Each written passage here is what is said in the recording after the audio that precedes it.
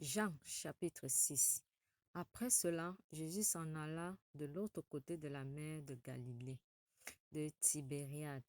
Une grande foule le suivait, parce qu'elle voyait les miracles qu'il opérait sur les malades.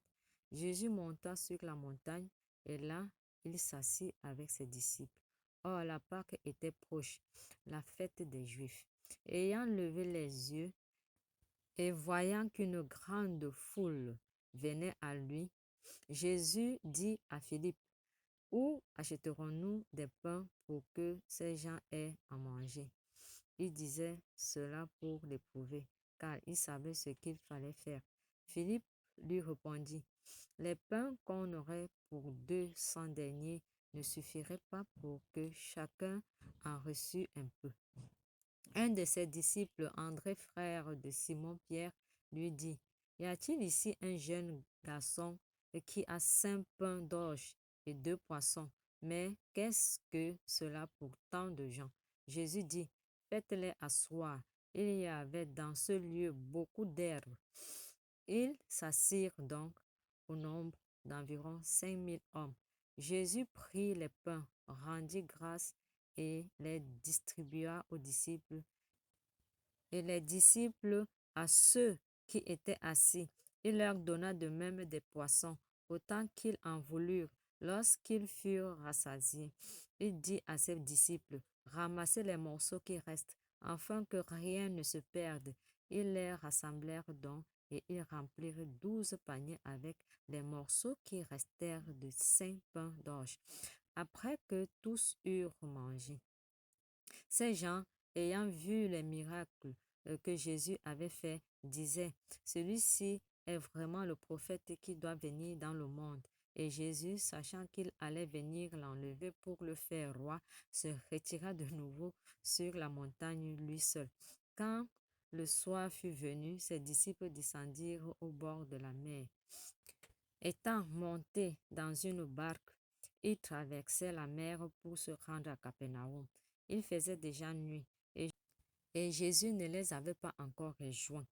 Il soufflait un grand vent et la mer était agitée. Après avoir ramé environ 25 ou 30 stades, ils virent Jésus marchant sur la mer et s'approchant de la barque.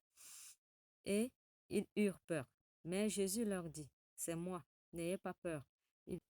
Ils voulaient donc le prendre dans la barque, et aussitôt la barque aborda au lieu où ils allaient. La foule qui était restée de l'autre côté de la mer avait remarqué qu'il ne se trouvait là qu'une seule barque et que Jésus n'était pas monté dans cette barque avec ses disciples, mais qu'il était parti seul. Le lendemain, comme d'autres barques étaient arrivées de Tibériade, près du lieu où ils avaient mangé le pain après que le Seigneur eut rendu grâce, les gens de la foule, ayant vu que ni Jésus ni ses disciples n'étaient là, montèrent eux-mêmes dans ces barques et allèrent à Capernaum à la recherche de Jésus. Et l'ayant trouvé au-delà de la mer, ils lui dirent, Rabbi, quand es-tu venu ici?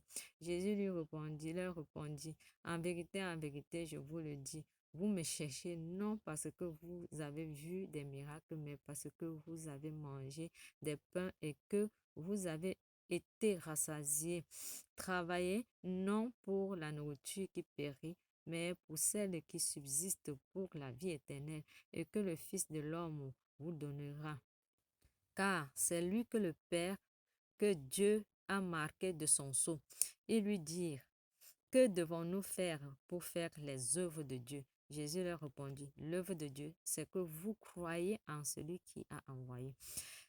Quel miracle fais-tu donc? Lui dirait-il, afin que nous le voyions et que nous croyions en toi. Et que fais-tu? Nos pères ont mangé la manne dans le désert, selon ce qu'il est écrit. Il leur donna le pain du ciel à manger. Jésus leur dit, en vérité, je vous le dis, Moïse ne vous a pas donné le pain du ciel, mais mon Père vous donne le vrai pain du ciel, car le pain de Dieu, c'est celui qui descend du ciel et qui donne la vie au monde. Ils lui dirent, Seigneur, donne-nous toujours ce pain. Jésus lui dit, je suis le pain de vie. Celui qui vient à moi n'aura jamais faim, et celui qui croit en moi n'aura jamais soif. Mais je vous l'ai dit, vous m'avez vu, et vous ne croyez point. Tout ce que le Père me donne viendra à moi, et je ne mettrai pas dehors celui qui vient à moi, car je suis descendu du ciel pour faire non ma volonté, mais la volonté de celui qui m'a envoyé.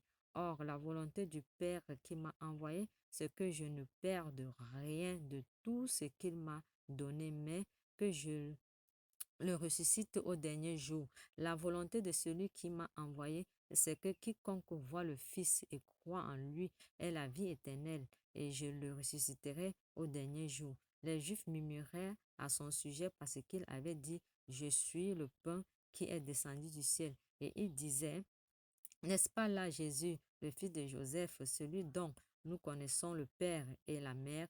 Comment donc dit-il, je suis descendu du ciel? Jésus leur répondit, ne murmurez pas entre vous.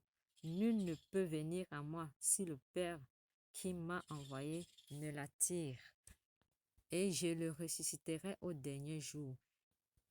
Il est écrit dans les prophètes, ils seront tous enseignés de Dieu. Ainsi, quiconque a entendu le Père et a reçu son enseignement vient à moi. Ce n'est pas que personne ait vu le Père, sinon celui qui vient de Dieu. Celui-là a vu le Père. En vérité, je vous le dis, celui qui croit en moi a la vie éternelle. Je suis le pain de vie.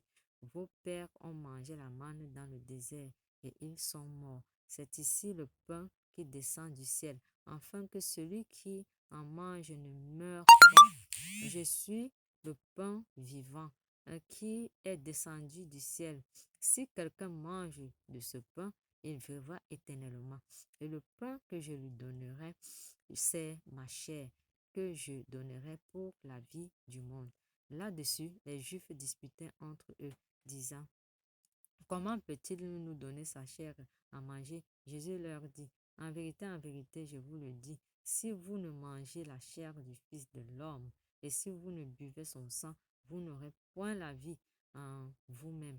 Celui qui mange ma chair et qui boit mon sang a la vie éternelle, et je le ressusciterai au dernier jour, car ma chair est vraiment une nourriture et mon sang est vraiment un breuvage. Celui qui mange ma chair et qui boit mon sang demeure en moi, et je demeure en lui.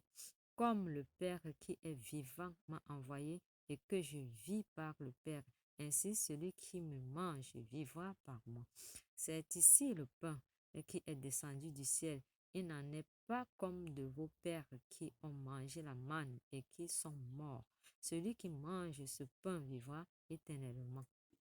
Jésus dit ces choses dans la synagogue enseignant à Capernaum.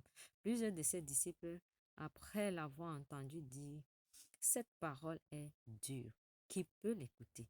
Jésus, sachant en lui-même que ses disciples murmuraient à ce sujet, leur dit, cela vous scandalise-t-il? Et si vous voyez le Fils de l'homme monter où il était auparavant, c'est l'esprit qui vivifie, la chair ne sert de rien.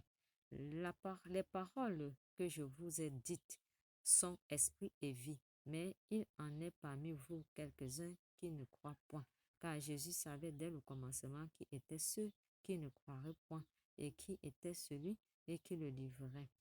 Et il ajouta, c'est pourquoi je vous ai dit que nul ne peut venir à moi si cela ne lui a été donné par le Père. Dès ce moment, plusieurs de ses disciples se retirèrent et ils n'allaient plus avec lui. Jésus donc dit aux 12, et vous, ne voulez-vous pas aussi vous en aller? Simon Pierre lui répondit, Seigneur, à qui irons-nous? Tu as les paroles de la vie éternelle. Et nous avons cru et nous avons connu que tu es le Christ, le Fils du Dieu vivant. Jésus leur répondit, n'est-ce pas moi qui vous a choisi, vous les 12, et l'un de vous est un démon. Il parlait de Judas Iscariote, fils de Simon, car c'était lui qui devait le livrer, lui, l'un des 12.